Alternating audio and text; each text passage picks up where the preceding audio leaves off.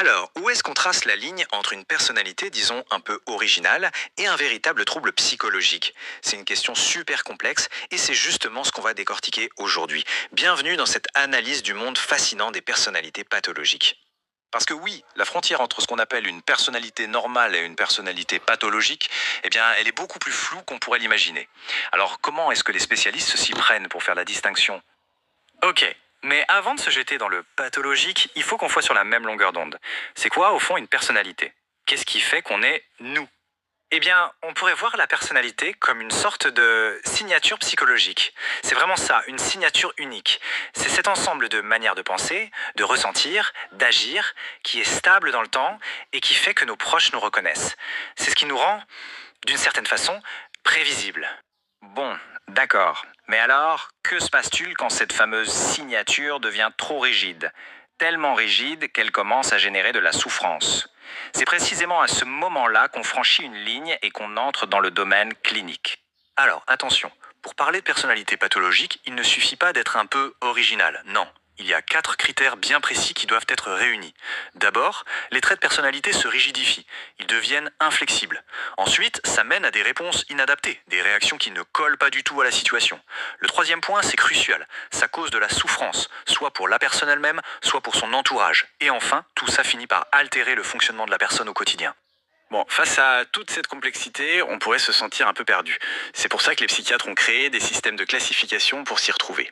Le plus connu, c'est le DSM. On peut le voir un peu comme une carte pour naviguer dans le paysage parfois déroutant des troubles de la personnalité. Et cette classification, elle organise les troubles en 3 grandes familles, ce qu'on appelle des clusters. Dans le groupe A, on va retrouver les personnalités qu'on pourrait qualifier de bizarres, d'excentriques.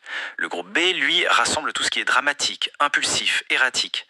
Et enfin, le groupe C, c'est celui des personnalités dominées par l'anxiété et par la crainte. Allez, pour que tout ça devienne un peu plus concret, on va faire un petit tour d'horizon. On va piocher un exemple dans chaque groupe pour voir ce que ça donne dans la vie de tous les jours. On commence donc avec le groupe A, le fameux cluster des personnalités bizarres et excentriques. Et on va prendre un exemple qui est assez parlant, la personnalité paranoïaque. Alors, qu'est-ce qui caractérise cette personnalité? Eh bien, c'est avant tout une méfiance, mais une méfiance totale, omniprésente. On parle d'une sensibilité exacerbée à l'échec, d'une incapacité à pardonner, et surtout d'une suspicion constante envers tout le monde. La personne a l'impression que les autres lui veulent du mal. Imaginez un peu vivre comme ça au quotidien. Ça mène presque inévitablement à un isolement très profond. Ok, on change complètement de registre maintenant. On passe au groupe B, celui des comportements dramatiques et erratiques. Et là, l'exemple de la personnalité antisociale est, disons-le, particulièrement marquant. Ce qui est frappant avec ce trouble, c'est qu'il n'apparaît pas comme ça d'un coup. C'est toute une trajectoire de vie. Souvent, ça commence dès l'enfance. Opposition à l'autorité, un peu d'agressivité, des mensonges. Puis à l'adolescence, ça s'intensifie. On passe à la délinquance, au comportement à risque. Et arrivé à l'âge adulte, qu'est-ce qu'on voit? Une instabilité chronique. Que ce soit dans le travail, dans les relations, tout est chaotique. Et pour finir notre tour d'horizon, direction le groupe C, celui des personnalités anxieuses et craintives. On va s'intéresser au profil de la personnalité obsessionnelle. Et là, petite précision importante, attention à ne surtout pas confondre avec le TOC, le trouble obsessionnel compulsif, ce n'est pas la même chose. Ce qui est intéressant ici, c'est qu'il y a comme 2 facettes qui ont été décrites historiquement. D'un côté, on a ce que Janet décrivait, le doute constant, le besoin de tout vérifier, une indécision qui paralyse. Et de l'autre côté, ce que Freud appelait le caractère anal, un besoin maladif d'ordre, de perfection, de contrôle sur tout. Et bien souvent, c'est la combinaison de ces 2 aspects qui va définir la personnalité obsessionnelle. Alors, ce qu'il faut vraiment retenir de ces 3 exemples, c'est que la réalité clinique est beaucoup plus complexe qu'une simple étiquette. On ne peut pas juste mettre les gens dans des cases. Dans les faits, les frontières entre tous ces profils sont souvent très floues, très poreuses. Et c'est justement pour ça que poser un diagnostic est un vrai casse-tête pour les cliniciens. Parce que comprendre les mécanismes profonds qui sont en jeu, c'est un travail de longue haleine. C'est un processus qui est long et complexe, non seulement pour la personne qui consulte, mais aussi pour le ou la thérapeute.